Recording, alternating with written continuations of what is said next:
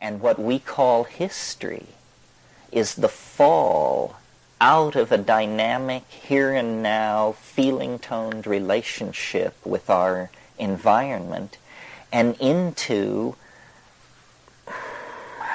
this anticipation of the future, worry about the past, basically ego.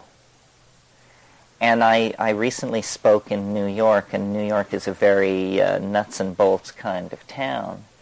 And people there took issue with the notion that all of our problems can be boiled down to a single problem. If you trace the thread of every screw-up back into the maze, it all comes back to a single issue, which is excess of ego. We all have excess of ego, and our entire situation, legalistic, psychological, religious, everything is about this, that it doesn't work. It's maladaptive, and yet we have it. And why do we have it if it's maladaptive?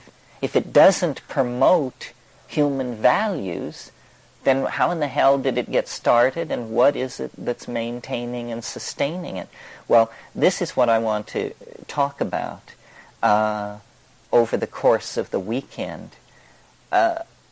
When I pushed the analysis of what the psychedelic experience meant to the limits, I was surprised to discover that it left the domain of my personal relationship to the mystery.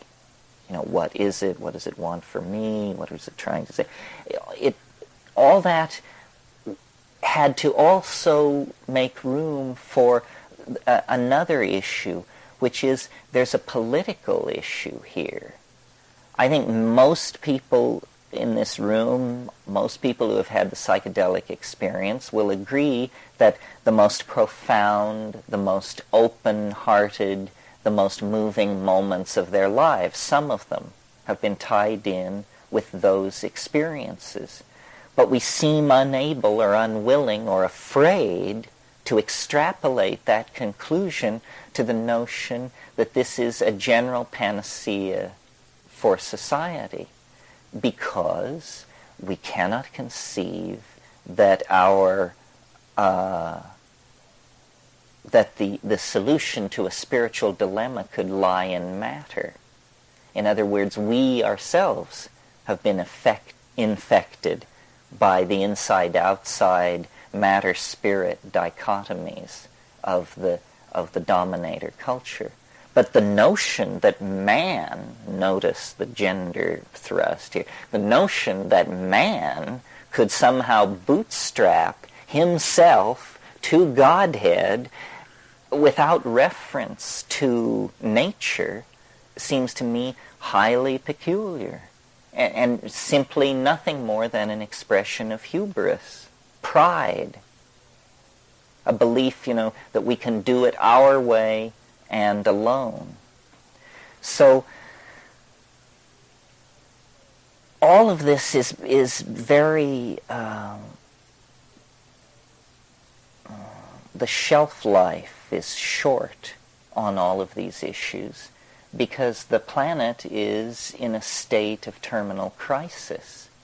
Does that have anything to do with the psychedelic experience, or are these separate issues?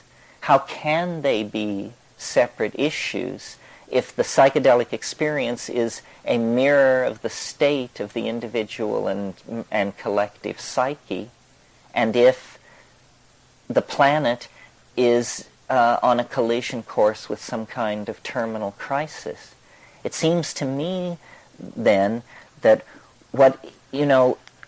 nature is struggling to right this disequilibrated planetary ecosystem. So in a sense, there is nothing to be done except to watch and wait. But on the other hand, we are not apart from nature. We are, in some sense, a portion of nature which is the most reactive and energetic, because we are reactive and energetic in the domain of epigenetic codes. We can foment rapid change. Until recently, it was a truism of thinking about society that all change had to be gradual. This myth has now been exploded. We know that, you just take them all out and hang them, and then that's not gradual, and then you've got a new world. And this has been done in several places with excellent success recently. So change need not be gradual. And in fact, I think we're entering into a historical domain where very little change will be gradual. Gradual change was a luxury of the past.